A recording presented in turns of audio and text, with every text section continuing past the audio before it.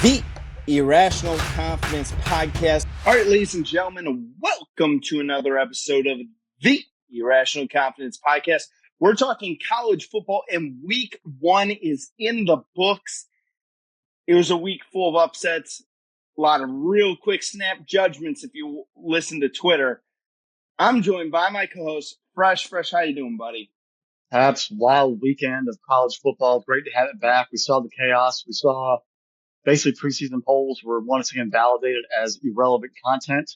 People backing up people talking, narratives being disproven, Heisman campaigns potentially being crushed or started. All in all, it's fantastic. There's no preseason football. It is just transfer portal guys rolling. It's a whole different scheme. You have no idea what you're going to get week one. And that was proven this week. It was absolutely fantastic. And on top of it, saying goodbye to Lee Corso and everything he's brought to college football. And you could literally say what we're doing right here, right now is in a way because of him. The entertainment that he brought to the platform back in the late 80s into the 90s, in the 2000s, how it kept building steam, kept growing, all of it. It's just everybody owes something in some way to Lee Corso and what he's done. Even the Fox noon kickoff guys doing their nods, because their job wouldn't exist if it wasn't for Lee Corso and College Game Day going on the road back in the 90s. I think that just added a whole thing. And on top of it, he went undefeated on his picks. So way to go out, coach. Thank you for everything. Yeah, absolutely. I thought that the tribute was really nice. Sometimes those tributes can be like, I don't know what the right word is for it, but I guess for lack of a better word, like just a generic dog and pony show where it's just a pat you on ESPN's tribute to him. And that last game, there was something really, really special.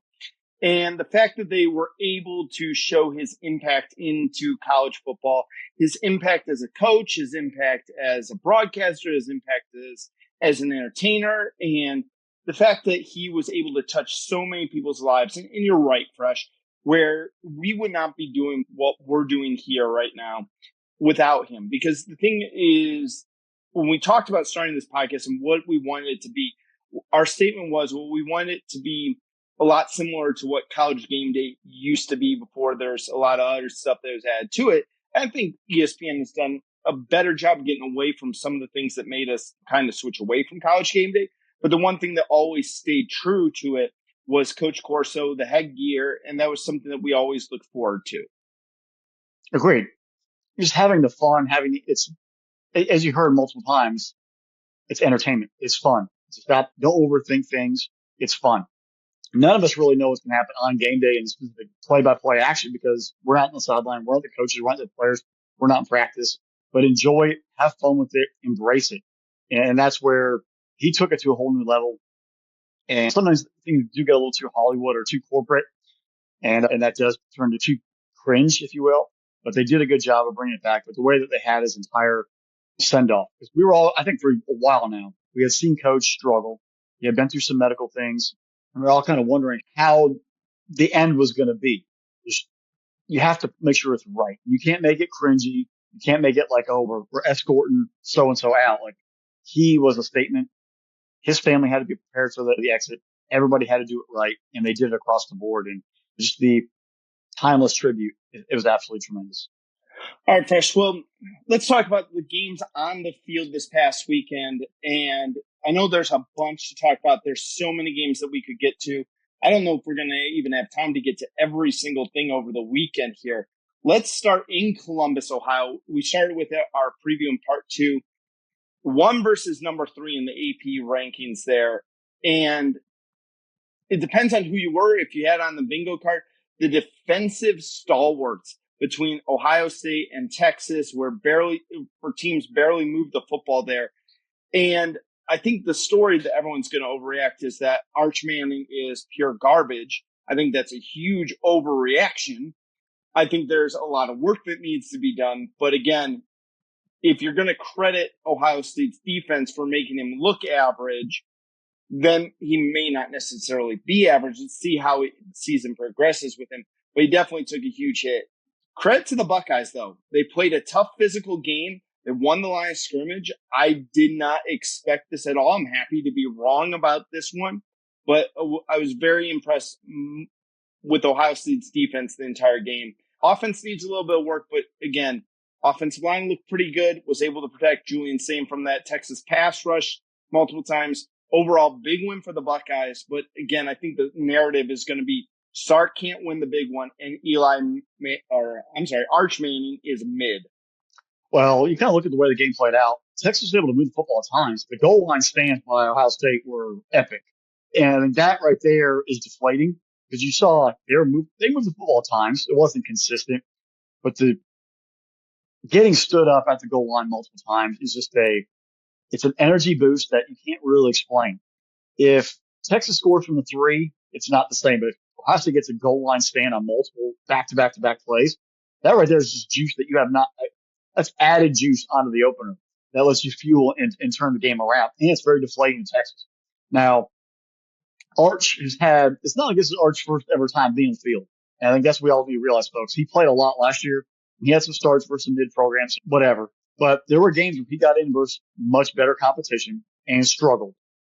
And that's what we were all kind of worried about. Where was the hype coming from? Are they looking at the Mississippi State film last year or some of the cupcakes at the beginning of the year? Or what are they looking at what he did versus Georgia or anytime he got in versus a much better defense? He struggled. His strength is his legs. It's not his arm. It's not his decision making when it comes to throwing the football against better defenses. Ohio State had him confused. His feet were happy in the pocket the entire time. He was very indecisive. It kind of makes you wonder, where was the development the past offseason? He's been on campus for a while. It's not like he just showed up yesterday like Bryce Underwood did and had to get it done. Where the receiver depth, is that lacking? They didn't run the ball as much as I thought they would, but that's a credit to Ohio State's defense for shutting it down. But he was making some very troubled decisions. If you look at the overall stats, I think it was like 38% of his passes were 38 to 41% were completely uncatchable, which is a record for a season opener for a quarterback. I mean, There were throws that were just terrible. There was a couple I remember in the second half where there were crossing routes that would have been gimme first downs underneath coverage, and he threw a ball way behind the receiver. So the receiver had to stop, or they were trying to pull their hand back and try to grab the ball. It was just, they were so complete out of sync. We're not going to know until Texas plays, maybe Florida or Oklahoma, that maybe this game was an aberration, there's jitters, or if there's a legit trend. Next week, you can't take what happens next week. You got to look for the better teams he's going to play. And if this becomes a consistent momentum thing, then that hype is getting into him. I mean, we already know his two uncles have Omaha Productions, Eli and Peyton. His dad has been doing a lot of things off the side, obviously developed him as a child. And then his grandfather's the elite quarterback. That name, that carries a lot of weight. And at some point, can you actually sustain it? The whole pregame thing by Fox was all about Arch. They talked nothing about Julian Sain. Like, we had two quarterbacks. Sain was making his first ever start. Arch had already been 8 starts. Like this, the hype train is out of control. I think that also weighs on it, where casual fans, and I was texting with some buddies who they admit they don't watch college football. They were like, man, Arch is just terrible. It's like, well, yeah, if you actually listen to people and you weren't believing all the hype sight unseen, you would know he's not perfect. You're thinking, oh, it's Eli's, Peyton's, nephew. He'll be legit. No, you have to watch him play. Don't be a casual fan. I mean, that's where the hype machine gets out of control, right? Where the casual fans start watching and they don't see the forest for all the trees. Can he get it rebounded? Can Arch get it fixed? Can Sark get it fixed? We'll see. But I think Texas, their defense played well. Their inability to run the football really hurt him and put him in bad positions to be successful in the passing game. But all in all, Ohio State did what they had to do. They came out, lunch pail mentality, and that defense was flying all over, making plays left and right. It didn't have to be 30-0.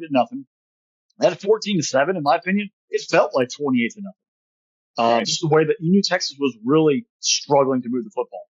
All in all, Ohio State, great win. Texas, you're going to have to up it now because losses are potentially on your schedule down the road. You can't let this one turn into 4. As a Georgia fan, I hope it does.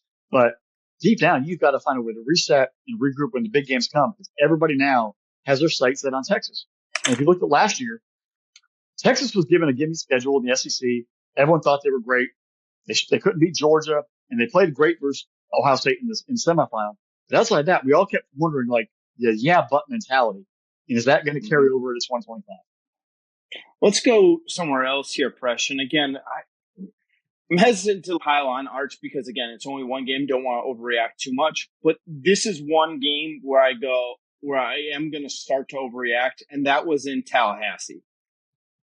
Kalen DeBoer, you're officially on the hot seat. There's no other way to say it. And again, people who say, oh, don't overreact, then you're no longer – it's one of two things. Either you're Alabama and you overreact, and Kalen DeBoer is on the hot seat and is going to be coaching for his job the rest of this year. Or give him more time, make excuses for him. If you start to do that, you are no longer Alabama. You're no longer the elite level program that everyone knows and fears. And you may not be that on the field anymore, but at least in name recognition, in way of recruiting, in all of those factors. If you don't start holding Kalen DeBoer more accountable, then what are we doing here? What are we doing? And again, I gotta give Tommy Castellano a huge pat on the back, man. That kid was amazing. He stood on business. I loved watching him. That was so much fun. So here's one thing that also, we talk about taking blame in Kalen DeBoer. It took Brian Harsin 21 games at Auburn to have his fourth loss versus an unranked opponent. Kalen DeBoer lost his fourth game to an unranked opponent in game, 15? Something like that, yeah. 16? That right? I mean, you can talk all you want about the Barners, but your coach, your heir apparent with Nick Saban still in the building, he might be able to beat Georgia in a miraculous comeback. Had a huge lead, miraculous comeback at all. But what else has he done? You beat a bad Missouri team? Mm-hmm. I mean, they're learning. Look, it's not the Pac-12. Beat LSU in a down year. We'll see what he does this year. But this is not the Pac-12 where he came from Washington, where he could light up the scoreboard. The defenses are faster. I don't care if you're playing Florida State or if you're playing in the SEC. He's learning something that's different. That the Pac-12 didn't have defense. We've always made fun of that for years, outside of Utah. Defenses are faster down here where he's playing in the games he's playing, and he's starting to see he's not invincible. His offense isn't going to be able to dictate, do whatever they want. How is he going to change? Because right now there is, like you said, it's not one, it's not two. There is pattern of irregular behavior. But in the most, that Alabama defense was non-existent because of Castellanos, because of Squirrel White, running back, Jalen Lucas. They were all over the place. Deuce Robinson was making plays. Like the whole entire offense, the offensive line was playing well. They dominated the line of scrimmage. It was a host of guys. But also, I know you hate him, but Gus Malzahn actually had a lot of success against the Nick Saban's Alabama teams. He did. That offense, the constant motions, the players always changing, the formation changes, had Womack and that Tide defense completely on their heels the entire afternoon. And it was 17-0 before you knew it. The rain came in, and you kind of felt at that point, if it kept raining the rest of the ballgame, all they had to do was run the football. The rain obviously went away at halftime, and they were able to get something going. But I was watching the game. Girlfriend's a Florida State alum. We were watching the game together at a Florida State bar. There was even like a sense there that we're still playing Alabama. This isn't real until it's over, because everybody knows that somehow Alabama in the past or Saban always find a way to come back and get it done. So that mystique is kind of still there, but it's going to continue to keep fading. That intimidation factor is going to keep fading. These losses keep mounting for the Tide. What excuse are you going to have? You can't fire DeBoer. The hot seat's going to be there, but you're not bringing back Saban. He's not going to rehire himself. Everyone has to look themselves in the mirror. People will be tougher. There's not a discipline, toughness, yelling at the players kind of approach. It is a much more lackadaisical. I think the players that have been under Saban are like, oh, we can chill out now. We're going to hang out. We'll be fine. And eventually it's catching up with them. The fact that Florida State ran the ball 49 times and only threw the ball 14 times. Now, again, I know some of those runs are broken pass plays where the pocket broke down and the quarterback takes off. But the fact is that you were able to run the ball at a 4.7 yard per carry against the Tide defense. It was just incredible. I love the fact, too, Gavin Sawchuk ran for a touchdown for the Florida State Seminoles. I love that kid coming out of high school over at Oklahoma. I thought they could have used him better there. Big win. Listen, I think we owe Mike Norvell a little bit of an apology. Again, I still hate Gus Malzahn. I'm not going to give Gus Bus any credit really right now, but I am going to give Mike Norvell a little bit of an apology. Maybe we cooked his goose a little bit too early. Maybe last year, he lost just way too much to handle.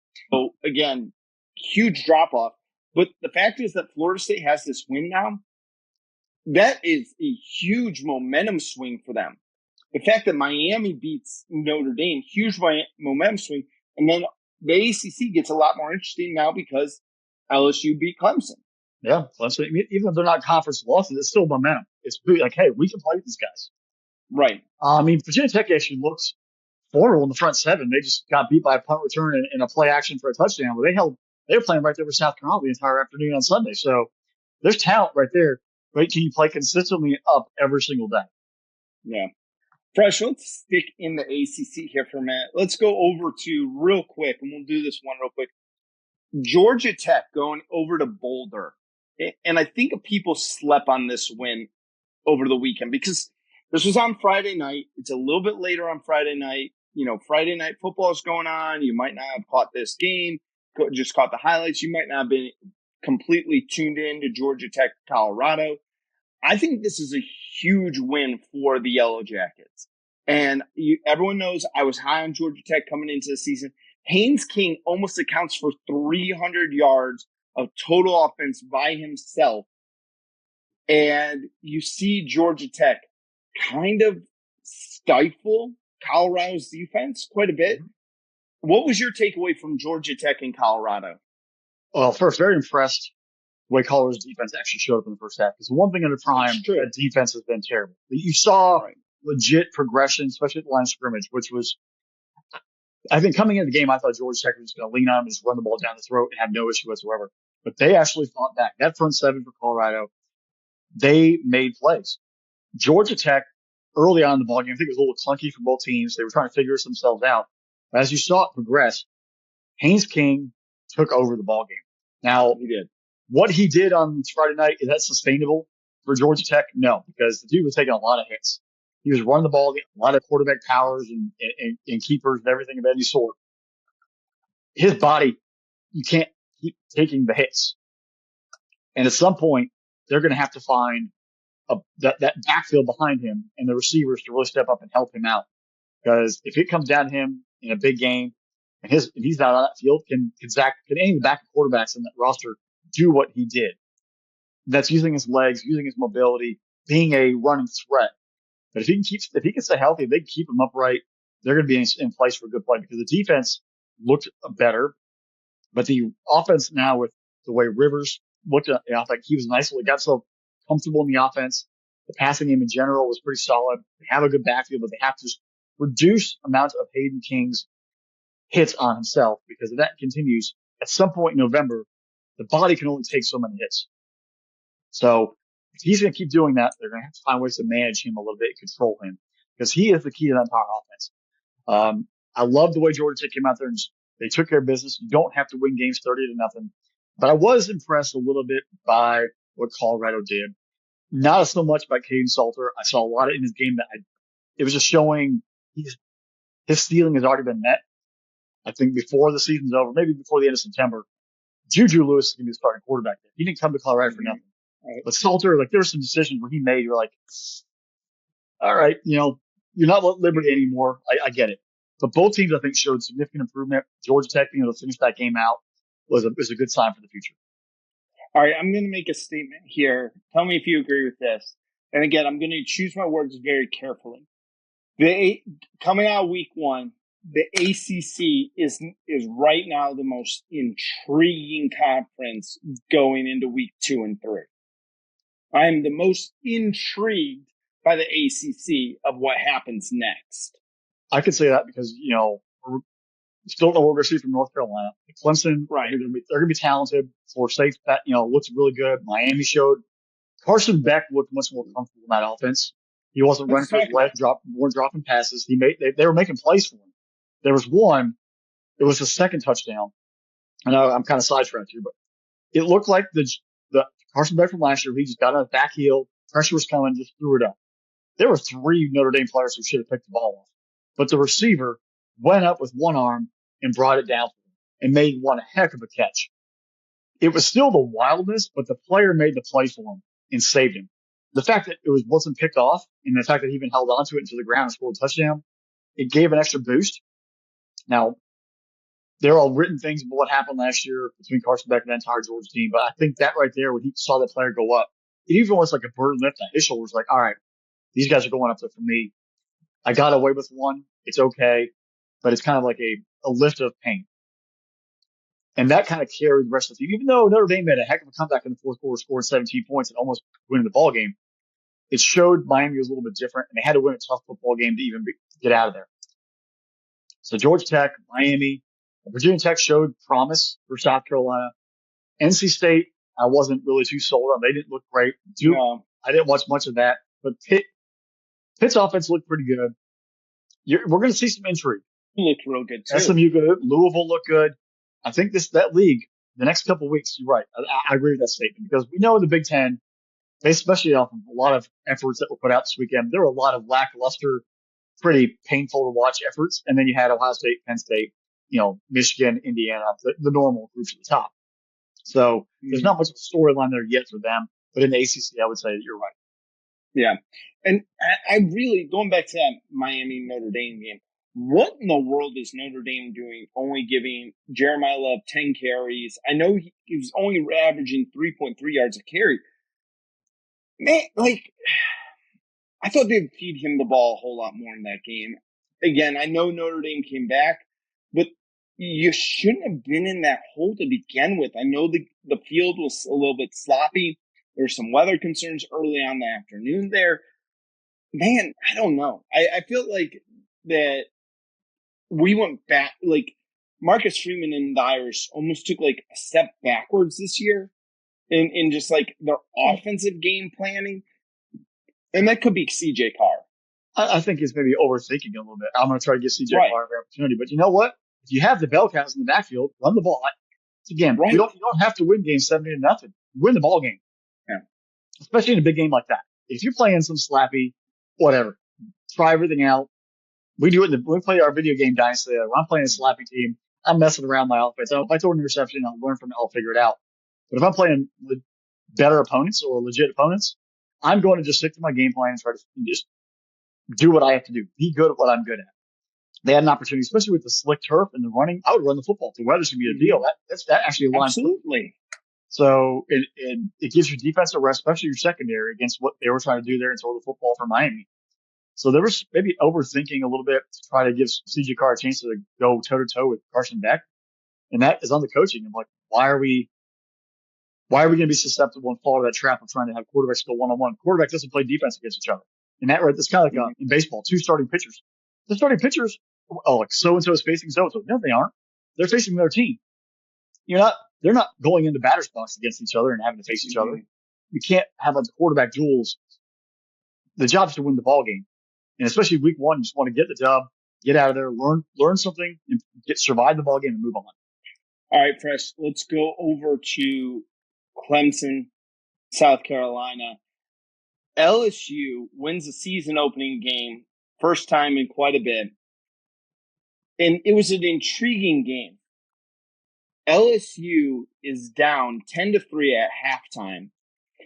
I felt, and again, I was watching this game. We accidentally had people over. We had the game in the background. We accidentally turned on the Skycast view. So we were watching the game without the commentators. And we didn't really notice because we were watching it as we were socializing.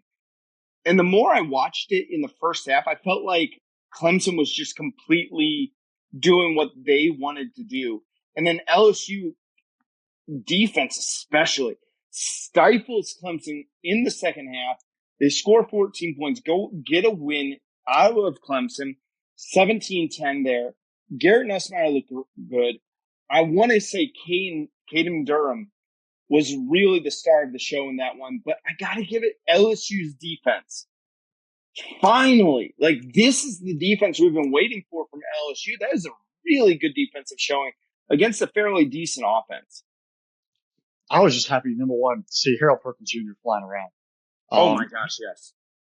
there's a special talent, and this time at LSU, you've been put in a different spot, different position, played out of position. They got hurt last year. Seeing him healthy, seeing him fly around, seeing weeks along with him, and seeing the pass rushers they went out and got in the portal and showing up.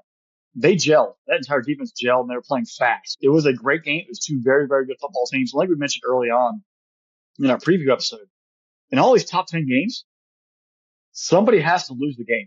You can't have, it's not like hockey where you have a tie. Somebody has to lose the game, unfortunately, and you're going to have battles. All you want to do is put up a good showing, learn about your team. You don't want to get the doors beat off you. Doors beat off you is a serious mental hit. You play a solid football game. You have some mistakes. You learn from them. You grow. I think Clemson will be just fine. But the way LSU got that win, Nussmeier got confident. Durham ran the ball, but the defense playing at a high level made everybody feel, okay, that question mark has kind of been erased. Now, what are we going to see when they go to play Florida in a couple of weeks? DJ Lagway, we'll find out. It's a week-to-week business. But they have that initial, okay, deep breath. We've gotten through it. We saw success. And that'll hopefully be a momentum builder for them. All right, Fresh, one last team before we maybe get like a real quick final thought here. I mean, I was impressed by them. Josh Heupel and the Volunteers. I know it's only Syracuse, and there's work to be done on Syracuse because you let them score 26 when I don't really think they should have scored 26 on you. But it shows that in Josh Heupel's offense, even transfer players who may be not to your 5-star level, not to the elite level player, can come in and be very effective in his offense, especially that running game. 39 carries, 248 yards, 6 yards a carry, 2 touchdowns. Star Thomas and Deshaun Bishop ran the ball very well. Joey Aguilar played a really solid game, I would say. Mm-hmm. Thoughts at all on Tennessee there, beating up on the Orange? I mean, they were 17-0 in the first quarter with the blink of an eye. They came out with the mentality to, I think, make a statement. And I think maybe also a team, very similar to the Carson Beck situation where Nico, maybe there's a problem with him. Obviously, the passing game last year was not good. Squirrel White and all the rest of the guys were really struggling or hurt. Maybe that was a lift. And you saw, like, I don't care who the quarterback is, but somebody else new who actually cares and is much more of I'm a team guy instead of I'm a money guy. And we all saw UCLA got the doors beat off them by Utah. And I'm sure a lot of Tennessee fans stayed up late to hate watch that ball game. But it's kind of the same mentality of like, all right, it's fresh air, new start. Let's go out there. And I mean, Joey, he led the country in interceptions last year, but at F State, he can still throw. He's very mobile and he fits what they want to kind of do. And as long as he plays within the system and they keep him coached up, he'll be just fine. Now, I will say, if Josh Heupel wants to be successful, that team still needs to be a run-first football team. If they start going pass-heavy, fun and gun, air raid, they're going to get in trouble because I don't think they can keep up. But if you can go out there and focus on the run and layer the passing game in, you're going to be okay. Now, what they will be defined by in 2 weeks from now in Rocky Top versus the Dogs, playing Alabama, playing Vanderbilt, those kind of the more premier games on their schedule, that's what they're going to be defined by. The Syracuse game, I think we kind of thought Tennessee was going to handle this. We both predicted them to win. I think we've also thought that Syracuse would give them a better fight. But they're also looking, I think they lost with Kyle McCord, the rest of those guys leaving. They had a lot they had to replace, and they weren't really ready week one. Right. All right, Fresh, any final thoughts? Any team? I know we were kind of blitzing through a really loaded weekend of college football. So any real quick final thoughts before we log off tonight? Nebraska didn't come out with the fire that I thought they were going to come out. You know, we had all the hype of it's in Kansas City and Raiola wants to imitate Patrick Mahomes, and the passing game was just for having half of last year, Dana Holgorsen, the entire offseason and leading this ball game versus an average Cincinnati football team.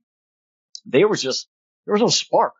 Yeah, they won the game, but I was just lacking something. I kept waiting, like, where's he going to make a throw? He had a lot of throws behind receivers. A lot of guys had to stop. Like, it was not in sync. Maybe you stop worrying about the headband. Stop worrying about your pregame jump around. Stop worrying about your arm sleeve and just be a quarterback. You're appearing more of a diva and your game is not backing up all the flash. It kind of reminds me of like a Pop Warner team where they all come out, they have Their parents bought them all the fancy gear, and they get the doors beat off them because all they are is just flash out in an image, but they aren't actually a tough football team. But Nebraska's, oh, great. Raiola has serious questions because you had all this time to build. It's supposed to be year 2, and your opener with everyone on you, all eyes there, you laid an egg. You won the game, but you laid an egg. Yeah. My final thought here, Fresh, was everyone forgetting about how great of a coach Kyle Whittingham is out there in Utah and how great of a program usually Utah is. They had a down year last year and felt like everyone just buried them already. They're gone and dead and they're not going to be a factor anymore. And then they show up very late. Nico looks like absolute hot garbage, and maybe Tennessee really did dodge a bullet there in that one. But Utah and the Utes being able to just completely destroy UCLA. I know UCLA is not the greatest team. They're very below average. They're down there at the bottom of the Big Ten. They are the bottom of the Big Ten. Well, I would argue Nebraska is a little bit low, or not Nebraska, is a little bit lower. I would, but have them at whatever, 18, 17. 17. However many teams are in the Big Ten right now. I was impressed with Utah, and then just sat there, and the entire time I looked back and watched the condensed version of the game because I wound up going to sleep before that game was over. And I'm sitting there going, yeah, Nico, you really screwed the pooch here when you tried to make, demand more money from Tennessee. So again, good job out Utah. Fresh, there's so much more we could have talked about, but one more final thought on the same lines with the guys popping up. Let's give the love to the USF Bulls and taking out Boise State. They showed up at 5:30 kickoff on Thursday. They were ready to play. Byron Brown, the entire team's flying around. They're going to make it difficult in the American Conference. And next week, they travel to Gainesville to take on the Gators. Wow, that'd be a good one. And they gave them battle last time they were there. So we'll see. Yeah. All right, folks, you've been listening to another episode of the Irrational Confidence Podcast. We're part of SpinableSports.com, so make sure you check out SpinableSports.com. Special thanks to our producer, Drew. Without him, none of this is possible. And subscribe wherever you get your podcasts or your Spinable Sports content from, whether that's on the YouTube channel, whether that's on Apple Podcasts, Spotify, all of those places. Make sure you subscribe, leave us that 5-star review because you guys know Fresh and we are those 2 5-star prospects. Ladies and gentlemen, week 1 is in the books. We will be back with you for week number 2. We got Cyhawk and we got the Wolverines going down to Norman, Oklahoma.